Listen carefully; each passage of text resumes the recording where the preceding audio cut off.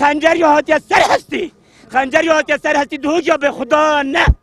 ای خلق هرمی کردستان روندی که او مندالانه نبینن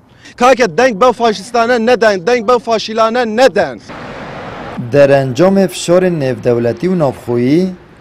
دو ماهی جار حکم سزاداین بادینان هاته کم کرن.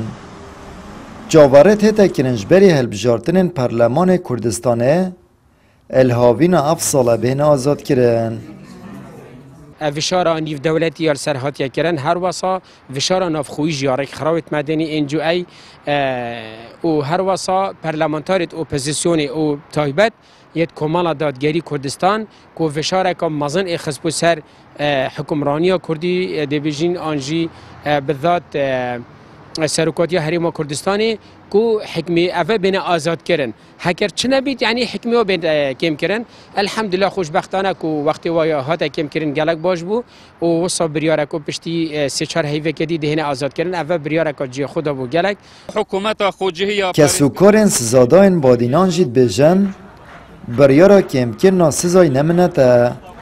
بلکوبتنه کم کرنا و ظلمه یا کل چالاکوانن بادینان هاتیه کرن. هر گرتن آواز ظلم بو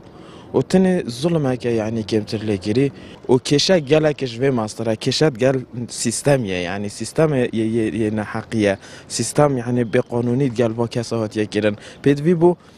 آزاد کربانو و به گناهیوات در خزبا چون که اوه سوابقت قانونی سوابقت بواناچه بون صباحی نشن بجداری پروسیس سیاسی بون صباحی نشن مثلا بین یعنی بن چافگیری بن سپاسیات دزگیت را گهانتنه و پارزه را و رکخراوت مدنی و تایبت پرلمانتار راستجی و خلکی جماهیر کردستان بگشتی جراسی سپاسیات که تایبت های کومنت که لایک کش پشتوانی گیری دو ماهی فشار مدنی جه خو گرتن و 3 سال سر بگونهن بادینان هاته کم کرن اجبر کت هلبجارتن پرلمان عراق دا پارتا دستالاتدار که دهوک ملک خود زانید 3 کرسیل دهوکش دست دان اوجی وکو پیامکا توندا خلک دهوکل سر دستالات تیتا خواندن اتهمان دمجدا کم کرنا سزای دان پیدانا سروکاتیا حرمه که ظلم چالاکوانن بادینان هاتیه کرن.